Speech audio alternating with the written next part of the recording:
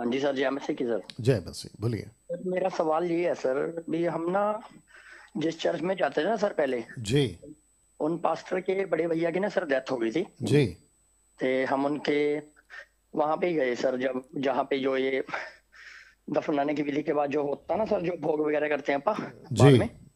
हाँ जी सर, थे वहां पे ना सर, जब गए तो उन्होंने फोटो लगा रखी थी उस बंदे के पास्टर का, जो बड़ा भाई है। जी।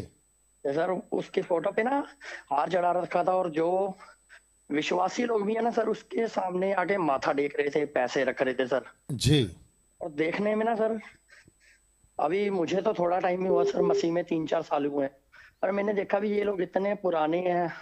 ठीक है सर, लगा तो मुझे ये गलत भी, ऐसा करना नहीं चाहिए। जी। क्या आपकी राय में सर, मसीह लोगों को ऐसा करना चाहिए कि किसी ओके व्यक्ति के आगे? ओके ओके, ठीक है। ये जो भाई हैं, ये बठिंडा से हैं, इनका हम स्वागत करते हैं। और इनका क्वेश्चन या प्रश्न यहाँ है, बहुत ध्यान से सुनिएगा, कि किसी पास्टर के फैमिली में, भाई कहा, पता नहीं क्या कहा, याद नहीं आ रहा है, या जो भी है, किसी की डेथ हो गई, और साथ ही साथ उनकी फोटो पर जहाँ पे मैयत होती है, ग्रेवयार्ड, दफन विधि या कहते हैं, उसकी फोटो पे फूलों का माला लगा था, और साथ ही साथ जो चर्च के लोग हैं वो उसके माथे को, फोटो को माथा टेक रहे थे या जो भी कर रहे थे। क्या ये सही है? इनका ये क्वेश्चन है। बहुत ध्यान से सुनिएगा। ये टोटल गलत है, ये टोटल गलत है, बिल्कुल गलत है। क्यों? क्योंकि जो व्यक्ति मर गया है, अगर वो विश्वासी है, वो पक्का प्रभु के पास है, इसमें कोई दो राय नहीं। तो उसकी फोटो रखना, फोटो को देखकर माथा टेकना, ये दूर से ही देखकर लगता है कि मूर्ति पूजा से कनेक्टेड है या संबंध है। तो ऐसा किसी प्रकार की बातें ना करें, और दूसरों के लिए ठोकर का कारण ना बने। तो अगर कोई मरता है, आपको उसकी याद आती है, आप फोटो को घर पे रख लें, लेकिन मैयत की जगह पे, जैसे संसार में होता है कि जो पार्थिव शरीर होती है वो वहाँ रहती है, और उसके ठीक आगे पैरों के पास में उसका फोटो और उसके ऊपर माला लगा होता है। ये वो करते हैं जो मसीह को नहीं जानते, ये वो करते हैं जो बाइबल को नहीं जानते, ये वो करते हैं जो यीशु की शिक्षाओं पे नहीं चलते। लेकिन अगर हम उसी की कॉपी करेंगे तो फिर उनमें और हम में क्या फ़र्क रहा? तो भाई साहब, ये गलत हाँ है, जी। नहीं करना चाहिए। हाँ जी, यही सर, जब मैंने देखा ना उनको, मैंने सोचा भी ये कितने पुराने लोग हैं, और ये सभी शिक्षा को जानते हुए भी ऐसा काम कर रहे हैं। या भी तो फिर क्या फर्क रह गया अन्य जाति और हम लोगों में? या सही है ना देखिए सर? देखिए भाई साहब, ऐसा है ना कि याकूब की किताब, उसका पहला अध्याय, वचन 20-21 के आगे तक अगर आप पढ़ोगे तो लिखा है कि केवल सुनने वाले नहीं, पर वचनों पे चलने वाले बनो। तो ये वो लोग हैं जो सुनते हैं, ये ऐसे लोग हैं जो पढ़ते हैं, ये ऐसे लोग हैं जो दूसरों को सिखाते या पढ़ाते हैं लेकिन खुद नहीं चलते। तो ये वचन उन लोगों के लिए तो कुछ नहीं कर सकते। ये ऐसे लोग हैं, बस हम जैसे लोग होते हैं, ये ऐसा प्रोग्राम चलाते हैं जहाँ पे हम लोगों को एजुकेट कर सकें। जी भैया। सर इसी सवाल से रिलेटेड एक छोटी सी बात और थी। जी। सर जिस चर्च का वो पास्टर था, वहां पे ना अन्य भाषा चलता था सर। ओके और हमने सर वो चर्च छोड़ दिया, क्योंकि जब से ओके। हम एमएमबी में जुड़े, हमको पता चला बाइबल को अच्छे तरीके से कैसे जानते हैं। ठीक है जी सर। और वो बंदे के बड़े भैया की डेथ हुई थी, तो सर हमको उनके जो भी ऐसे काम है उनमें आगे से सर भागी होना चाहिए। पास्टर के साथ तो अभी हमारा कोई लेन देन नहीं है, बोलचाल कम है सर। भी आपके हिसाब से हमको बुलाना चाहिए उनको कि नहीं बुलाना चाहिए आगे से? किस चीज़ के लिए? भी सर जैसे अब उनके ये डेथ हो गई थी, हमको तो कोई इन्फॉर्म नहीं किया, पर जो चर्च का ग्रुप था ना उनकी, जी उस ग्रुप में हम ऐड है सर, तो वॉइस क्लिप आई। तो फिर मैंने अपने भाई से दूसरे से बात की, वो भी मसीह मंथन का, मैं कि भी हमको जाना चाहिए कि नहीं। इसके बारे में पूछना चाहता हूँ सर, भी उनकी किसी एक्टिविटी में हमको शामिल होना चाहिए कि नहीं सर? Okay okay. देखिए, अगर उनके घर पे डेथ हो गई है, अगर आपको तसल्ली देने जाना है तो जा सकते हैं, सांत्वना देना है तो जा सकते हैं, लेकिन उनकी चर्च की एक्टिविटीज़ पे या उनका कोई प्रोग्राम है उस पे, जो खास करके जिब्रिश बोलते हैं, अन्य भाषा, जिब्रिश यानी कि वो भाषा जो बाइबल की नहीं है, तो उनके साथ किसी प्रकार का संबंध नहीं रखना है। ये तो हम मसीह मंथन के लोगों को बोलते आ रहे हैं, और उनको भी कहूँगा जो मसीह मंथन के मेंबर नहीं हैं लेकिन उसके बावजूद आप खरी शिक्षा को मानते हैं या जानते हैं या जानना चाहते हैं, तो ऐसे लोगों के साथ कोई संबंध नहीं रखना है, जिसकी बाइबल बार बार चेतावनी देती आ रही है। जी भाई जी साहब। जी जी जी, थैंक यू सर। या फिर एक छोटा सा सवाल और था सर। जी सर आज ना मैं बाइबल पढ़ रहा था, गिनती की किताब, उसका 22 अध्याय। जी शायद उसके अंदर ना जो राजा बलाक है और बिलाम की बातचीत हुई है सर। जी ठीक है सर। और एक जगह जगह पे ना, जब राजा बालाक के जो दूत हैं, जब बिलाम को लेने के लिए आते हैं, विराजन जी को जो बुलाया, तो वो ये बात बोलता भी तुम यहीं ठहरे रहो, मैं यहोवा से पूछकर तुमको तुम्हारे साथ आगे चलना है नहीं चलना बताऊंगा। जी ठीक है सर। तो इसके पता नहीं 14 पता नहीं 15 अध्याय है सर, उसमें परमेश्वर ने बिलाम को बोला भी तू चला जा। जी ठीक है सर। बोला भी तू चला जा, और वो रेडी हो गया सर। पर अगले दिन जब वो जाने लगता तो एक जगह पे ऐसा लिखा हुआ, यहोवा का कोप बिलाम के ऊपर भड़का। जी तो सर ये क्यों हुआ फिर? एक जगह पे तो परमेश्वर ने उनको आने के लिए यस कर दिया कि तुम जा सकते हो, पर दूसरी जगह ये कोप क्यों भड़का सर? ओके ओके, देखिए आप जब बाइबल पढ़ते हैं ना तो वहाँ पे बिल्कुल एक एक मिनट का डिटेल नहीं लिखा है। आपको क्या लगता है? हाँ जी, एक मिनट का तो। एक एक मिनट का डिटेल नहीं लिखा है ना। हाँ जी, हाँ जी। तो जितना लिखा है उसके हिसाब से हम ये नहीं बोल सकते हैं कि घटना बिल्कुल ऐसी ही घटी होगी। उसके बीच में बहुत कुछ हुआ है ना, और परमेश्वर ने जब कह दिया, और इसी बात को पतरस यूज़ करता है दूसरा पतरस दूसरा अध्याय वचन 14 के अनुसार, या उसके आगे तक में भी, और इसी बात को यीशु यूज़ करते हैं प्रकाशित वाक्य के साथ कलीसियाओं के दरमियान दूसरे अध्याय में। तो ये तो बात बिल्कुल साफ है, स्पष्ट है कि बिलाम को मना किया था, लेकिन उसके बावजूद वो गया। तो ये तो बात सीधी है। अब बीच में आप कहते हैं कि ठीक है जाना, जाने के लिए मना नहीं किया, लेकिन क्या बोलना है उसके लिए तो मना किया था ना। ये मैंने किया था। हाँ जी, हाँ जी okay, thank you. Sir. Yeah ठीक। Okay okay okay okay, next call. जी जय मसीह पास्टर जी। जी, जय मसीह। पंजाब से बोल रहा हूँ मुकेश जी। जी बोलिए मुकेश। सर मेरा सवाल था आज का जी कि कहते हैं हम जैसे कि ये आजकल आपको पता है मसीह लोगों पे बहुत विरोध हो रहा है। जी तो सर कहते हैं हमें के पलट के कोई जवाब देना चाहिए, हमको कोई कुछ बोलता है तो। मतलब कौन, मसीह लोग या गैर मसीह? नहीं, बगैर बगैर मसीह। अच्छा, गैर मसीह, ठीक है ठीक है। ओके मुकेश, आपका पहली बात स्वागत है। बहुत ध्यान से सुनिएगा। पंजाब के अंदर मैंने भी सुना है, जैसे अभी मुकेश ने कहा, कि बहुत विरोध हो रहा है। मसीह के लोगों को सताना, मसीह के लोगों के बारे में भला बुरा कहना, और बाइबल की बातों को भी अलग तरीके से पेश करना। साथ ही साथ एक लीडर है पंजाब का, और उसने एक ऐसा स्टेटमेंट दिया था। उन्होंने कहा था कि जब यीशु खुद को नहीं बचा सके तो वो हमें क्या बचाएंगे। आपने सुना मुकेश? जी जी जी सर जी। ओके ओके, उसका नाम क्या है जिसने बोला? अमृतपाल जी। अमृतपाल। तो अमृतपाल का ये कहना है कि जो यीशु को नहीं बचा सका वो खुद को क्या बचाएगा। और फिर मैंने यूट्यूब पे ये भी देखा कि कुछ अपने मसीह लोग उसके अगेंस्ट में वीडियो बनाकर डाल रहे हैं। मुझे आई थिंक अमेरिका से, भारत के बाहर से, याद नहीं आ रहा है कहाँ से, एक भाई ने कॉल किया था, शायद वो देख भी रहे होंगे। उन्होंने मुझसे पूछा कि क्या हम अमृतपाल को, यही है उसका नाम, अमृतपाल, जी जी जी। ओके, क्या उसको जवाब दें, क्या उसके अगेंस्ट में मोर्चा निकालें, क्या उसके विरोध में आंदोलन करें? मैंने उनको साफ कहा, मत करिए मत करिए क्योंकि बाइबल साफ कहती है कि मसीहों को सताया जाएगा, मसीहों के विरोध में बातें की जाएगी, मसीहों के विरोध में भी बातें की जाएगी, और मसीह के विरोध में भी बातें की जाएगी। दूसरी चीज़, हम माइनॉरिटी में हैं। भारत देश में हम माइनॉरिटी में हैं। 7 करोड़ 8 करोड़, ज़्यादा से ज़्यादा 10 करोड़। अब उसमें से भी फिल्टर करेंगे तो बॉटल वाले, सिगरेट वाले, तंबाकू वाले, गुटखा वाले, एक्स्ट्रा मैरिटल अफेयर वाले, गर्लफ्रेंड वाले, बॉयफ्रेंड वाले, पता नहीं क्या क्या वाले, लालची, घूस वाले, पैसे के धोखेबाज और गलत शिक्षाओं के अंदर पड़े हुए कईयों को अगर फिल्टर करेंगे तो 10 करोड़ में से निकलेंगे 2-3 करोड़, बच गए। अब ये 2-3 करोड़ मसीह लोग अगर ये कहें कि हमको तो बड़ा दुख लगा कि मसीह के विरोध में बातें की जा रही है, मसीह के विरोध में बोला जा रहा है, यीशु को कुछ कुछ अनाप शनाप बोला जा रहा है, क्या करोगे तुम? या कुछ नहीं कर सकते भैया। और जबकि यीशु कहता है, जो तुम्हें श्राप दे उसे आशीष दो, जो तुमको एक थप्पड़ मारे तुम दूसरा घाल कर दो, और मत्ती के 24 अध्याय में लिखा है, अगर वो तुमको एक गली से भगाए तो दूसरे गली में भाग जाना। बट आजकल क्या चल रहा है मैं आपको बताता हूं। जब ऐसा कोई, नाम क्या बताया, कौन सा पाल?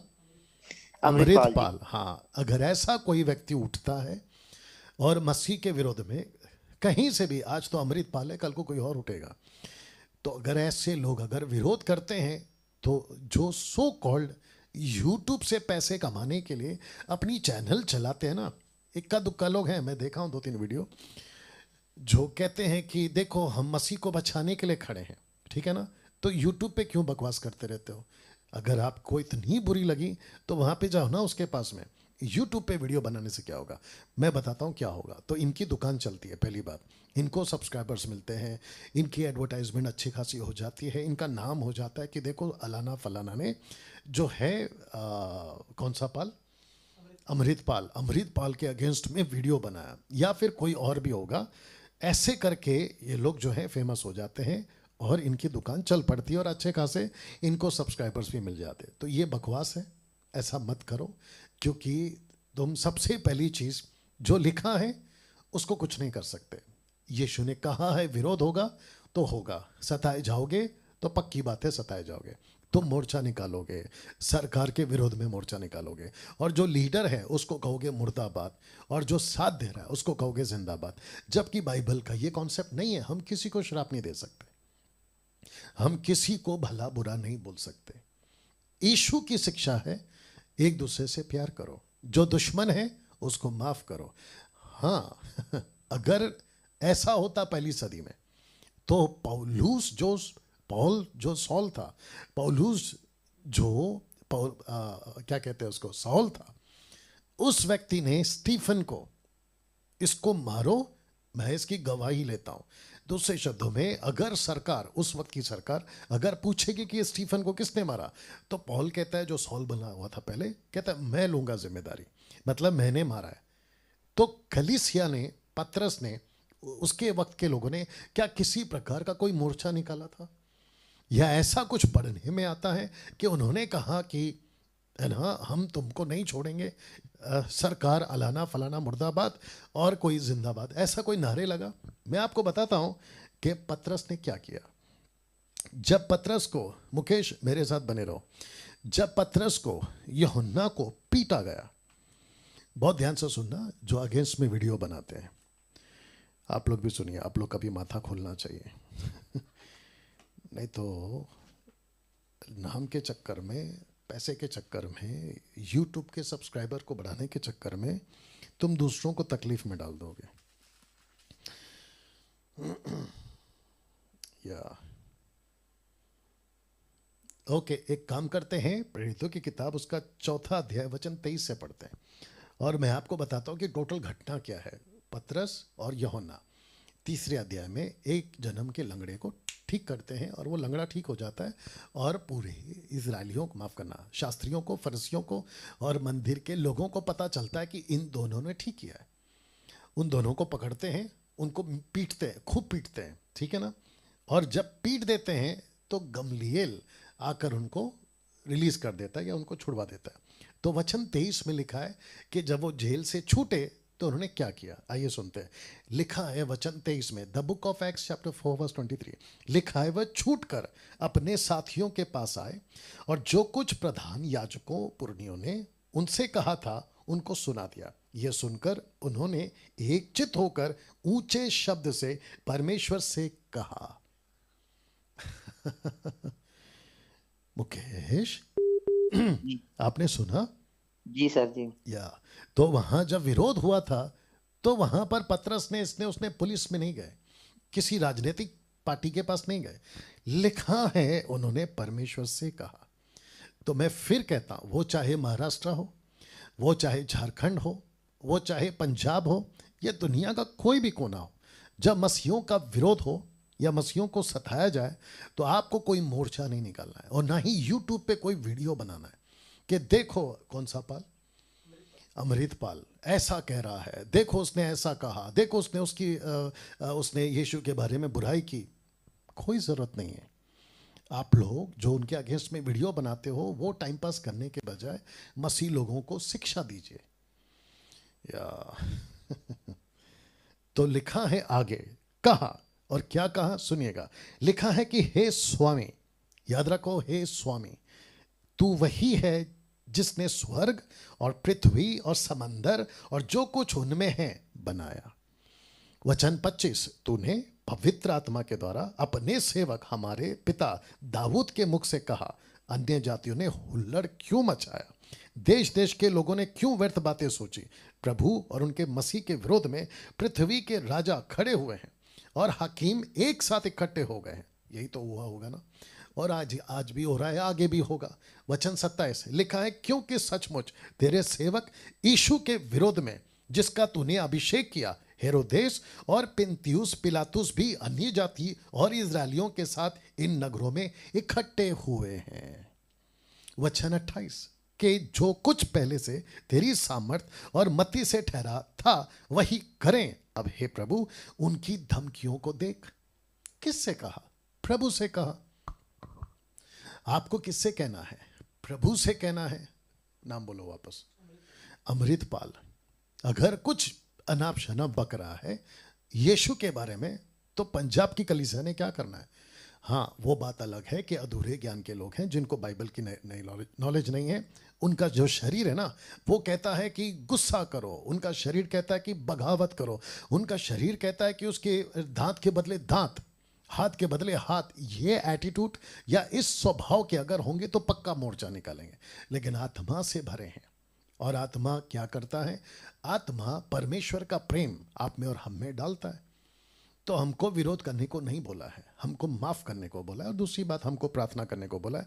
तो लिखा है कि वचन 29 पढ़ रहा हूं, लिखा है कि अब हे प्रभु, उनकी धमकियों को देख और अपने दासों को ये वरदान दे कि तेरे वचन बड़े हियाव से सुनाए।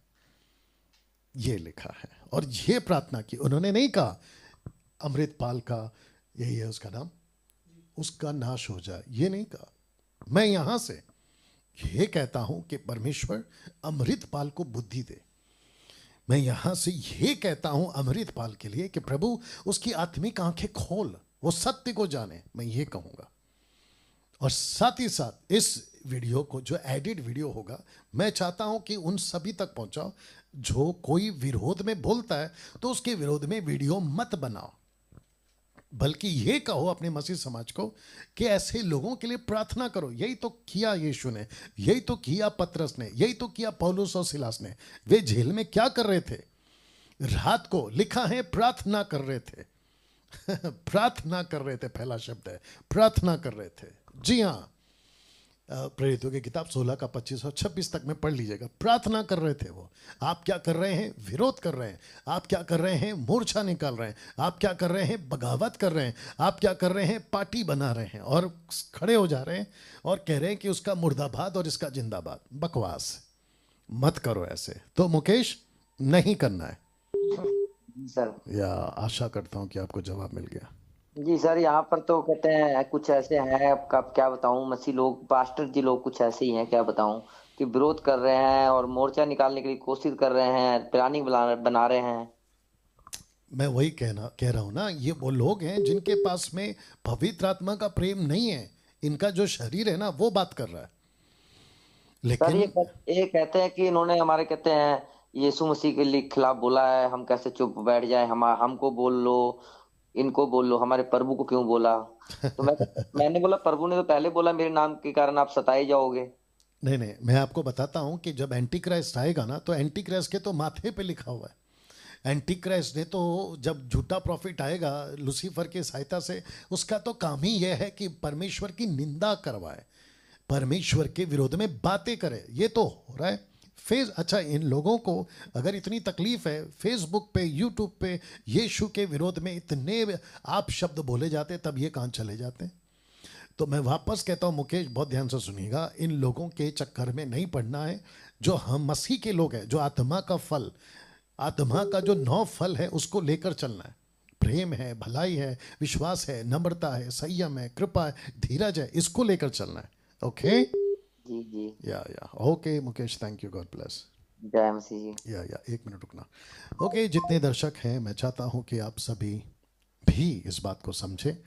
और साथ ही साथ जितने अभी देख रहे हैं तकरीबन 380 के आसपास में जो लाइव हैं, मैं चाहता हूं कि वॉच पार्टी करें, शेयर करें, और ऐसी बातों को जो मैंने अभी कही, अगर कोई पंजाब से मसीह लोग देख रहे हैं तो बहुत केयरफुल रहिएगा।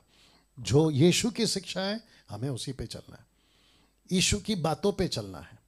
और देखिए, मैं हमेशा कहता हूँ, हाथी चले बाजार, कुत्ते भौंके हजार। मेरे अगेंस्ट में कितनी वीडियो बनती है, मैं अगर सबको जवाब देने का ठान लूँ तो मैं यहाँ पे तो उनकी धज्जियाँ उड़ा सकता हूँ उनकी फ़ोटो दिखाकर, और उनकी जो बाइबल की नॉलेज है ना, बिल्कुल बकवास, उसको भी दिखा सकता हूँ कि इनकी नॉलेज देखो कितनी है। बट मैं उसमें टाइम पास क्यों करूँ, मैं अपनी एनर्जी उसमें क्यों वेस्ट करूँ? मेरे पास में इतने टॉपिक हैं बात करने के लिए, मैं उसको देख रहा हूँ कि मैं कब कंप्लीट करूँगा। तो मैं फिर कहता हूँ कि यीशु कहता है माफ़ करो, माफ़ करो। यीशु के विरोध में बोल रहे हैं, आज कम बोल रहे हैं, कल को ज़्यादा बोलेंगे, कुछ नहीं कर सकते आप। या तो लिखित है, मसीह के विरोध में बातें होंगी और मसीहों को सताया जाएगा। यीशु को नहीं छोड़ा शास्त्री फरीसी के टाइम पे। तो क्या यीशु ने कहा कि पतरस तलवार निकाल और इनको मार दे? ये कौन से युग में जी रहे हैं हम लोग, और कैसी मसीहत पैदा हो रही है, और अगली पीढ़ी को आप क्या दे रहे हो? ऐसी मसीहत दे रहे हो कि तुम बगावत करो, जबकि बाइबल कहती है माफ करो, बाइबल कहती है एक दूसरे को प्यार करो, और खास करके वो लोग जो सत्य को नहीं जानते। Yeah so be careful. Okay, next call. देख रहा हूं कि मैं कब कंप्लीट करूं। कट करो, कट करो। Hello, next call. या हेलो, हेलो, कट करो, कट करो। Hello, hello. जय मसीह सर। जी, जय मसीह। जी सर, मेरा दो सवाल है जी सर। जी बोलिए। तो मैं राजस्थान से उदयपुर से बोल रहा हूँ सर। जी। तो एक ये सवाल है सर मेरा, एक विश्वासी अगर मर जाए तो उसको जलाना ही चाहिए या उसको गाड़ना ही चाहिए, जला सकते हैं सर? ओके, बहुत ध्यान से सुनिएगा। सबसे पहला भाई का स्वागत है, पूछो जो भी पूछना है के प्रोग्राम में। ये कह रहे हैं कि अच्छा, जो मर जाता है वो विश्वासी, उसका पूछा आपने? जी जी सर। ओके, तो जो विश्वासी हैं उसको दफनाना है, उसको गाड़ना है, मट्टी में डालना है। लेकिन अगर ऐसा कोई है, पति प्रभु में नहीं है, या पत्नी प्रभु में नहीं है, पत्नी के चलते पति मर जाता है, पति के चलते पत्नी मर जाती है, माँ बाप के चलते बच्चे, बच्चे के चलते माँ बाप, तो अगर पूरा फैमिली में एक ही विश्वासी है और वो मर जाता है और बाकी पूरे अविश्वासी है, ऐसे टाइम पे आप जला देते हो, क्योंकि वो आपके परिवार के लोग हैं और वो अकेला व्यक्ति विश्वासी था जो मरकर अब प्रभु के पास में चला गया। उसके शरीर के साथ वो जलाते हैं, दफनाते हैं, दैट इज अनदर पॉइंट। लेकिन अगर कोई विश्वासी मरता है तो उसको दफनाना है, अकॉर्डिंग टू एक्लेस्टिक चैप्टर 12 वर्स 7, सब उपदेशक 12 का 7। जी भैया। जी जी। या दूसरा सवाल ये है सर, जी बोलिए। क्या कलीसिया स्वर्ग में जाने के बाद वापस इस पृथ्वी पर आएगी क्या सर? जी जी जी, आएगी। जो कलीसिया उठा ली जाएगी वो यीशु के साथ आएगी और 1000 साल का राज्य भी करेगी, और यीशु के साथ में जो अंतिम लड़ाई है ना, एरमैगदोन, उसके टाइम पे भी साथ में होगी। ओके ओके जी। या ओके जी भैया। Okay, thank you. या नेक्स्ट कॉल। हेलो। हेलो। जी जय मसीह की। जी, जय मसीह। पास्टर जी, मैं पंजाब से बोल रही हूँ जी बोलिए। और मेरा सवाल ये है कि जब परमेश्वर ने आदम को बनाया, पूरी सृष्टि उसने बनाई है ना, जी। तो फिर ये मिस्र वाले या दूसरे ये कहाँ से आए हैं बीच में? अच्छा, जी, आप कितने साल से प्रभु में? प्रभु में मैं 5-6 साल से हूँ। बाइबल कितना पढ़ती हैं आप? हाँ जी, आप बाइबल कितना पढ़ती हैं, मैंने पूछा। पढ़ती हूँ, ज्यादा नहीं पढ़ती हूँ, आप पढ़ती हूँ। आप पढ़ा करो, बाइबल को पढ़ा करो। और ऐसे प्रश्न आप पूछ रही हैं कि मिस्र कहाँ से आ गया, ये कहाँ से आ गया, ये प्रश्न आपके दिमाग में क्यों उठा सिस्टर? ये मेरे दिमाग में आ रहा है जैसे अब पंजाब में बहुत हो रहा है ना, दंगे हो रहे हैं, ये सिख है, ये है, बहुत कर रहे हैं, तो मेरे भी दिमाग में ये आ गया, जब परमेश्वर ने बनाया ही एक इंसान था तो फिर अलग अलग वो ऐसे कैसे हो गया? अच्छा, यही कह रहा हूँ, बाइबल पढ़िए आप। आपकी दिक्कत क्या है? आपकी नहीं, जो बाइबल को नहीं पढ़ता है ना, वो अनाप शनाप प्रश्न पूछेगा। बहुत ध्यान से सुनिए, मैं रिपीट कर रहा हूँ, अनाप शनाप प्रश्न। अब सिस्टर का प्रॉब्लम ये है, जितने दर्शक देख रहे हैं कम से कम 400 के ऊपर, मैं आपको भी बता दूं, आप अगर कंप्लीट बाइबल नहीं पढ़ोगे, 4-5 साल हो गए प्रभु में आकर सिस्टर को, लेकिन अगर आप पूरी तरह से जिसमें आए हो उसका नॉलेज नहीं है तो फिर दिक्कत हो जाएगी। मैं इसलिए आता हूं ताकि आप लोगों की मदद करो, लेकिन मैं हर बार मदद नहीं कर सकता और हर चीज़ का जवाब मैं हफ्ते में 2 बार आकर कैसे दे सकता हूं। सेल्फ स्टडी होना बहुत ज़रूरी है। तो सिस्टर को मैं जवाब दे देता हूं कि परमेश्वर ने बनाया आदम और हवा को ही था अदन की वाटिका में, लेकिन उनको कहा था कि पृथ्वी पे फैल जाओ, और जब वो फैल गए उसके द्वारा बच्चे हो गए। उनको साफ कहा था पाप नहीं करना, पाप करते चले गए। उत्पत्ति 11वें अध्याय तक आते आते ऐसा बेड़ा गर्क हो गया कि पॉपुलेशन इतनी बढ़ गई और इतने पाप हो गए, तो परमेश्वर ने देखा कि मनुष्य एक जगह इकट्ठा होकर, वो कहते हैं कि हम फैलेंगे नहीं, एक ही भाषा थी। तब परमेश्वर ने बेबीलोन या बाबुल के वक्त में उनके भाषाओं में गड़बड़ी डाली और वहाँ से पूरी पृथ्वी पर जातियाँ फैल गई, जिसमें बहन ने पूछा कि मिस्र कहाँ से आ गया, वहाँ से आ गया। जी सिस्टर। अच्छा जी। बाप रे। तो बाइबल पढ़नी कैसे चाहिए ये भी बता दीजिए प्लीज। आप मसीह मंथन के सदस्य हैं? आगे तक जाते। आप मसीह मंथन के सदस्य हैं? हाँ जी। आप मसीह मंथन की सदस्य हैं? नहीं, अभी तक तो नहीं है। इसीलिए सुनती जल्दी हूँ। से सुनिए मेरी बात।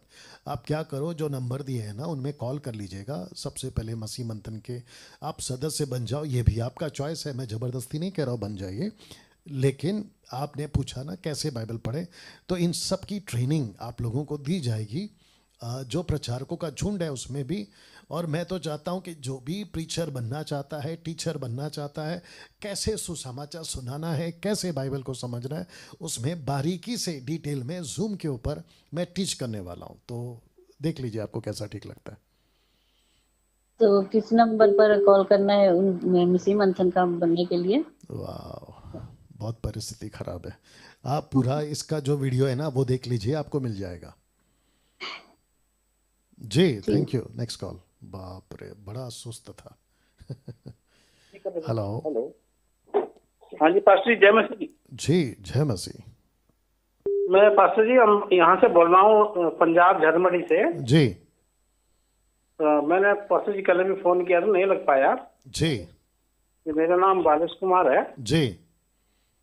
तो मैं पास्टर जी जो है ना आपकी खरी शिक्षा सुन के जी, और हम लोग काफी प्रभावित हुए इससे। जी। तो पास्टर जी अभी हमने चर्च में जाना उधर बंद कर दिया, जी। क्योंकि वहां पर अन्य भाषा का प्रचार, जी। हमें प्रार्थना करना, जी। 10 मास के ऊपर फोन करके प्रचार करना, जी। और पास्टर का जीवन अन्य चीजों में होना। क्या क्या क्या क्या पास्टर का जीवन, उसको ठीक से बोलिए। हाँ, तो वो जो पास्टर का जीवन जो है ना, जी। जैसे पैसे में गया, चर्चों की जमीन को बेच बाच के जो अभी चल रहा है, जी। आपको पता ही। जी। जी। हाँ, और तो बहुत सारी प्रॉब्लम है, तो ओके। इसलिए वजह से हमने वो चर्च में जाना ही बंद कर दिया। जी। तो मेरे पास अभी जो है ना कोई भी चर्च नहीं है। ओके। तो मैं ये पूछना चाहता हूँ कि अभी हम क्या करें, कौन से चर्च में जाएं? ठीक है, ठीक है। आपने कहा आप पंजाब से, राइट? जी पंजाब। ओके, पंजाब कहाँ से? पंजाब में ये नियर अम्बाला पड़ता है जी, नियर। ठीक है, ठीक है। आपको जो नंबर दिए गए हैं उस नंबर पे फोन करिए जो आपने अभी फोन किया। ओके, आपको कल फोन करना है, कल। और ब्रदर नितिन आपका फोन उठाएंगे और जो पंजाब के लीडर हैं उनका नंबर आपको देंगे, वो पंजाबी में आपसे बात करेंगे और आपका जो शहर है, जगह है, उसी के नज़दीक आपको चर्च दे दिया जाएगा, मतलब आपको पहुंचा दिया जाएगा। अच्छा जी, ठीक है जी। Okay, thank you. और बात पूछनी थी। जी जी जी, बोलिए बोलिए। पास्टर जी हमने एक दुकान खोली है, छोटी सी दुकान है, अभी ज्यादा नहीं चल रही, प्रभु के दया से जो भी कुछ चल रहा है प्रभु। जी जी जी जी। तो मैं ये पूछना चाहता हूँ, हमारा मन जो है ना कि हम सेवा करने का है, मेरा और मेरी पत्नी जी का। जी। तो हम क्या करें, क्योंकि या तो फिर दुकान बंद करके सेवा करें। अच्छा अच्छा अच्छा, ठीक है, मैं इसका जवाब दे रहा हूँ। सबसे पहली चीज़ सर, आपको दुकान बंद नहीं करनी है, वो चाहे छोटा बिजनेस हो या बड़ा, दुकान चलती हो या ना चलती हो, आधी चलती हो या पूरी चलती हो, आपको दुकान बंद नहीं करना है, बिजनेस बंद नहीं करना है, नौकरी नहीं छोड़ना है। पौलुस कहता है कि अपना काम धंधा करके आपको प्रभु का सेवा करना है। आपको पास्टर बनने के लिए अगर फुल टाइम के लिए बुलाहट मिलती है, और वो भी सटीक स्पष्ट 2-3 गवाह के साथ, क्योंकि आजकल मैंने देखा बहुत सारे इंडिपेंडेंट पास्टर्स, ना कोई बुलाहट है, ना कोई गवाह है, ना किसी प्रकार का क्या कहते हैं 2-3 लोगों की तरफ से कंफर्मेशन है, और कूद जाते हैं क्योंकि किसी और को देखते हैं, और उनकी रोजी रोटी, बहुत साफ शब्दों में बोल रहा हूँ, आपको बुरा लग सकता है, कोई फर्क नहीं पड़ता, आई डोंट केयर, उनकी रोजी रोटी चर्च के पैसों पर होती है। उनकी रोजी रोटी मतलब उनका जो घर चलता है वो चर्च के मेंबरों के पैसे ऑफरिंग पे चलता है। और यही वजह है कि जब मैं कहता हूं कि दशमांश जो है वो व्यवस्था का कॉन्सेप्ट है, उनको छिड़ इसीलिए है मुझसे, या तकलीफ इसलिए है मुझसे कि डैनियल राज कहता है कि दशमांश का कॉन्सेप्ट नहीं है, क्योंकि ये 10 का टैग लगाकर कहते हैं कि आपको देना ही देना है। बाइबल के बातों को जो कि आउट ऑफ कॉन्टेक्स्ट है, ऐसा डर दिखाकर चर्च के लोगों को कहते हैं कि देखो लिखा है 10 दो, तो वो बेचारे डर जाते हैं। बेचारे इसलिए कह रहा हूं क्योंकि उनको नॉलेज नहीं है। जैसे इसके पहले एक बहन का कॉल आया, उनकी आवाज़ों से ही पता चल गया था, बड़ा सुस्त आवाज़ है। मैं उनको भी कहूँगा कि अपने मसीह जीवन को मजबूत करिए। मसीह लोगों में, मसीह के देह में सुस्तपना नहीं चलता। आपको तकलीफ हो सकती है मेरी बातों से, लेकिन ये सीधी बात है। यीशु कहता है कि तुम्हारी बातें हाँ की हाँ और ना की ना। यीशु मसीह लल्लो पत्तों की बातें नहीं करता, किसी प्रकार का बटन नहीं लगाता, सटीक बात करता है। और डैनियल राज भी वही कर रहा है, क्योंकि मैं उसी का बेटा हूँ और वो मेरा बाप है, और जिसके चलते ये बातें कर रहा हूँ। तो मैं फिर कहता हूँ कि इंडिपेंडेंट पास्टर्स अपना नौकरी करे, खेती बाड़ी करे, दुकान या कुछ भी बिजनेस करे, और फिर आपको जो है पास्टर डैनियल, हमको टाइम कहाँ से मिलेगा? अच्छा बेटा, आपको जो टाइम मिला है उसमें क्या कर लिया? या उसमें क्या कर लिया? अभी तक 10 साल से 5 साल मुझे कितने फ़ोन आते हैं, हमारी टीम को कितने फ़ोन आते हैं कि हम पास्टर हैं, हम नौकरी नहीं करते हैं, 10 साल से सेवा कर रहे हैं। उनको अगर पूछें कि आपने अभी तक कितनी आत्मा इकट्ठा की, तो 10, 20, 25 के ऊपर उनका आंकड़ा नहीं जाता है। तो 10-20 साल से आपने यही किया था। तो मैं फिर कहता हूं, भाई साहब को भी कहूंगा, मैं इनको भी कहूंगा कि नौकरी जो कर रहे हो, बिजनेस जो कर रहे हो, वो करके ही आपको सेवा करना है। राइट भाई साहब? Thank you. और जी जी बोलिए सर, जो जहाँ मैं अभी रहता हूँ, मेरे पड़ोस में ही पास्टर लोग रहते हैं जी, और जो हमारे जो चर्च के जो पास्टर, सीनियर जो पास्टर थे, जो जिनके अंडर में थे जी, तो वो भी हमारे इधर पड़ोस में ही रहते हैं जी। तो वो कभी कभी जैसे कोई प्रोग्राम करते हैं, जैसे ये जन्मदिन हो गया या कुछ और हो गया, तो फंक्शन में बुलाने की कोशिश करते हैं, बुलाते भी हैं। अच्छा, हाँ, तो मैं ये पूछना चाह रहा हूँ कि जब वो खरी शिक्षा को चलती है तो फिर मेरा जाना वहाँ उचित है, कैसे करेंगे?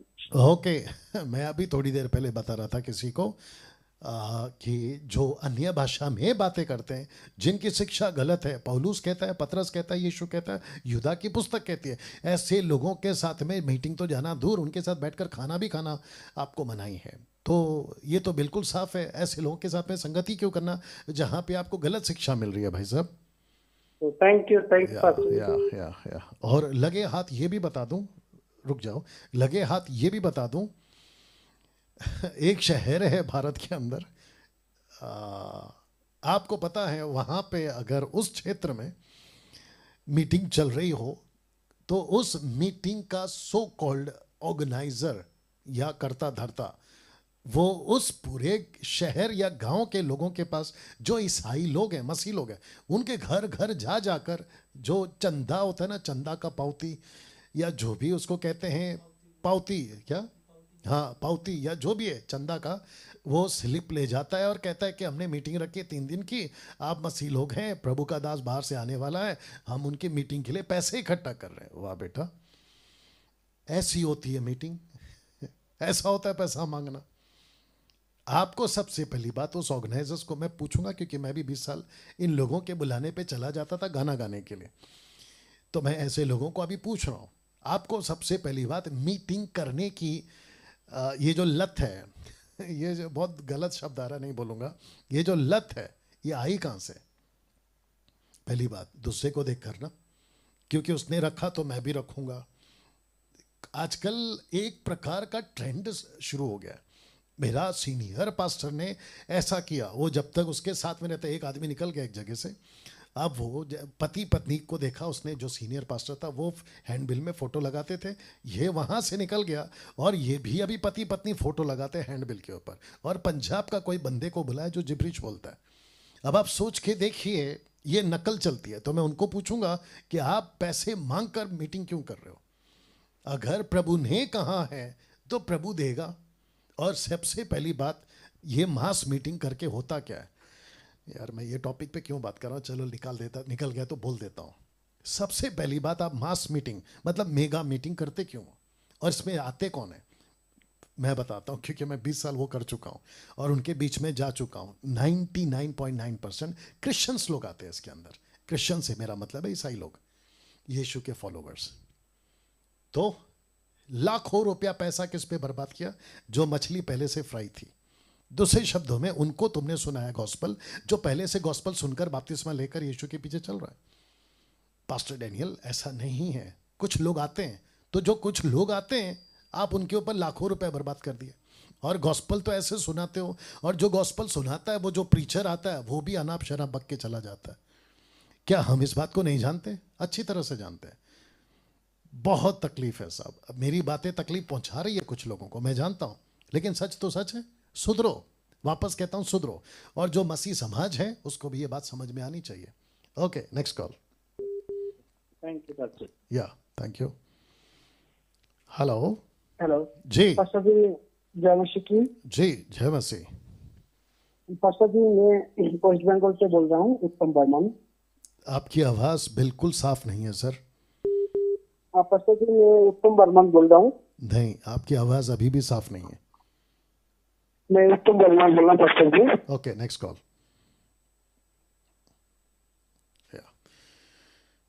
बहुत समस्या है अपने मसीह समाज के अंदर, बहुत कचरा भर गया है जिसको साफ करना है।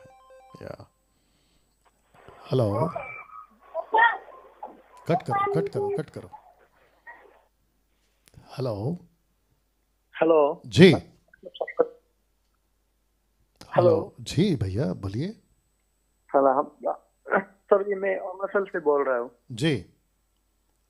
मेरा नाम रिवा जी। पास्टर, आपसे मेरा एक क्वेश्चन था जी। ये सर, न्यूट्रोनॉमी चैप्टर 5 वर्स 9-10 में जो इसमें सर ये आपका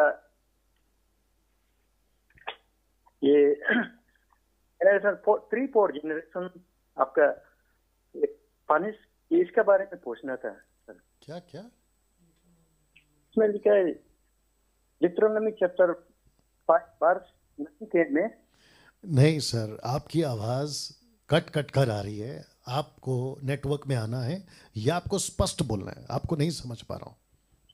अच्छा सर, जी सर, क्लियर नहीं हो रहे ना सर? जी बोलिए। ये मेरा क्वेश्चन है कि ये 3-4 जनरेशन पानी। Cut the call, next call. या हेलो पास्टर जी, जय मसीह की। जय मसीह। जी भैया। पास्टर जी, मैं उत्तम बर्मन बोल रहा हूँ। हेलो जी। मैं उत्तम बर्मन बोल रहा हूँ, वेस्ट बंगाल से। जी। पास्टर जी, मैं एक हिंदू फैमिली से बिलोंग करता हूँ जी। तो मुझे मानना है कि यीशु मसीह जो है पिता परमेश्वर का पुत्र, यीशु मसीह सबसे बड़ा है जी। तो इस बात से मेरा 3-4 सवाल रहेगा आपके ऊपर। जैसे कि मैं अभी 2-3 हफ्ता हो रहा है मैं आपका पेज में फॉलो करता हूँ, मैं आपका पेज से जुड़ा हुआ हूँ जी। मेरा 4 सवाल रहेगा। यीशु मसीह पर चलने की जो कलीसिया होता है, जो उनका किसी पास्टर की जरूरत होता है क्या, दुष्ट आत्मा या तो दुष्ट आत्मा छुड़वाने के लिए, जैसे कि पंजाब में कई सारे हैं, मैंने इसीलिए फोन किया।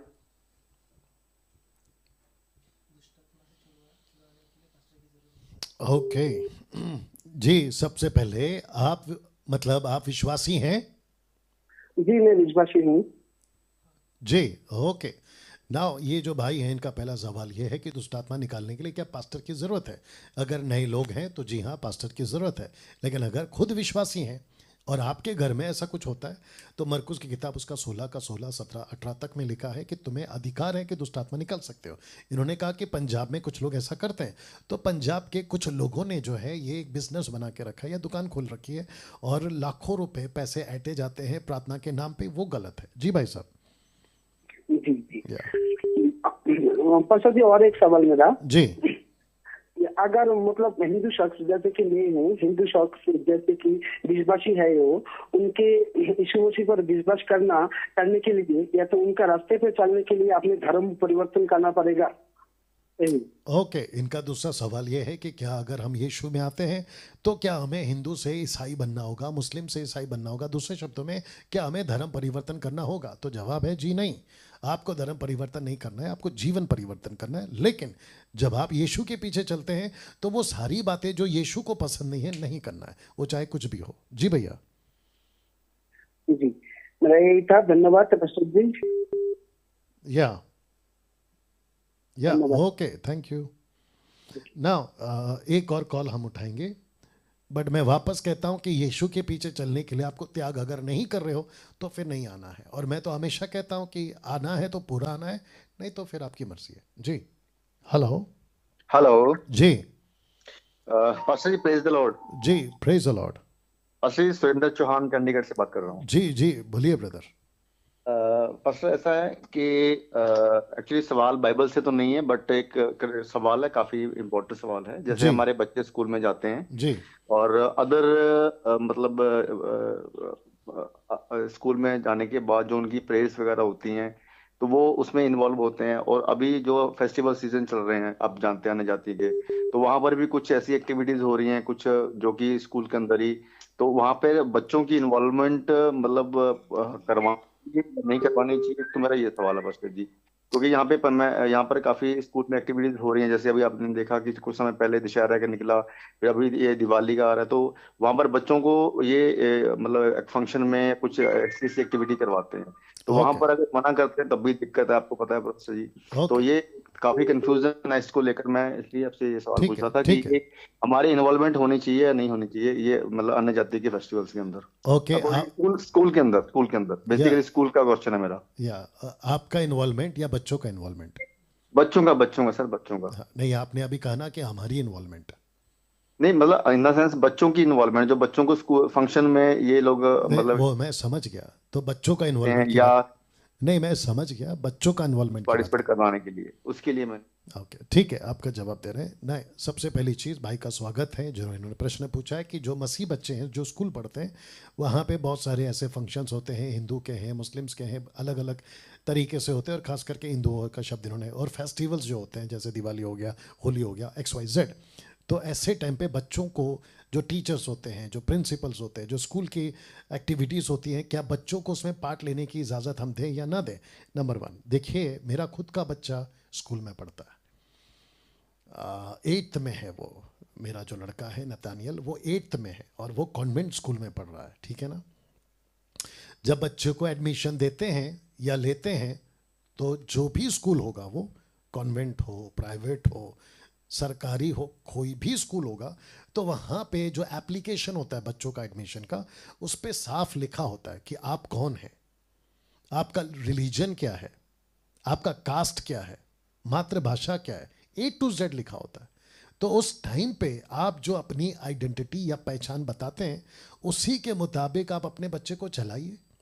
और जो पेरेंट्स मीटिंग होती है, क्योंकि हर स्कूल में महीने में 2 महीने में पेरेंट्स मीटिंग होती है, उस वक्त में आप बात कर सकते हैं कि हम तो अपना जो फेथ है, मतलब आपका जो विश्वास है, आप उसको रखो सामने, बताओ प्रिंसिपल को, टीचर को, स्कूल को कि हम यहाँ तक आ सकते हैं और उसके आगे हम बाकी जो चीज़ें उसमें नहीं आ सकते हैं। बिल्कुल साफ बात करिए, अगर नहीं करोगे तो दिक्कत हो जाएगी। और मैं जितने भी मसीह लोग हैं और अभी जो प्रोग्राम देख रहे हैं, मैं उन सभी को कहना चाहता हूँ, आप अपने विश्वास को आप साबित करो, बताओ, डिक्लेयर करो कि ये हम हैं, तो मुझे नहीं लगता कि कोई दिक्कत आएगी। Yes brother Surendra. जी पास्टर जी। या बिल्कुल बिल्कुल। आशा करता हूं कि आप समझ गए। आपको कहना होगा ब्रदर सुरेंद्र, आपको कहना होगा टीचर्स को, ये शायद आपका प्रश्न नहीं है, जनरल हो सकता है, लेकिन आपको हो कहना चुका होगा। है, एप्लीकेशन फॉर्म में भी सब बताया गया, बट फिर भी उसके बावजूद भी मतलब बच्चों की जो इंटरनल मेंटेलिटी के अकॉर्डिंग मैं बात कर रहा था कि उनको उनको अभी पता नहीं है, अभी छोटे हैं बच्चे, अब जैसे 6th में 7th में हैं, तो उनके लिए थोड़ा सा मुश्किल हो जाती है। नहीं भाई साहब मैं आपको बताऊं, जब मेरा लड़का 3 साल का या 4 साल का, अगर मैं गलत नहीं हूं, जब हमने डाला था ना, तो वहाँ पे, क्योंकि वो कैथलिक है स्कूल है, मतलब कॉन्वेंट स्कूल है, क्रिश्चियन स्कूल है, कैथलिक ज़्यादातर होते हैं, तो रोजरी, मदर मेरी, हेल मेरी, आप फादर, ये जो प्रेयर्स होते हैं ये उसके लिए बुलाया जाता था।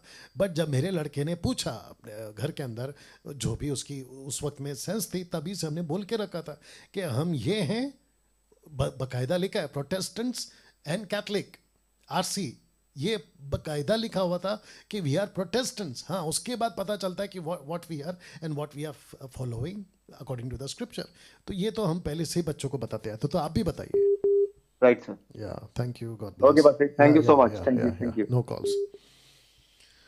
वाओ बहुत टफ है भैया, मसीह जीवन जीना बहुत टफ है।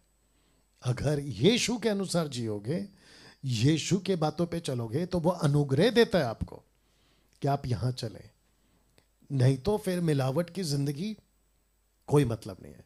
मैं तो हमेशा कहता हूं, आज मुझे एक भाई का कॉल आया था, उसको मैंने कहा था कम से कम 1 महीना 2 महीना पहले कि तुम तंबाकू खाते हो, तंबाकू छोड़ दो।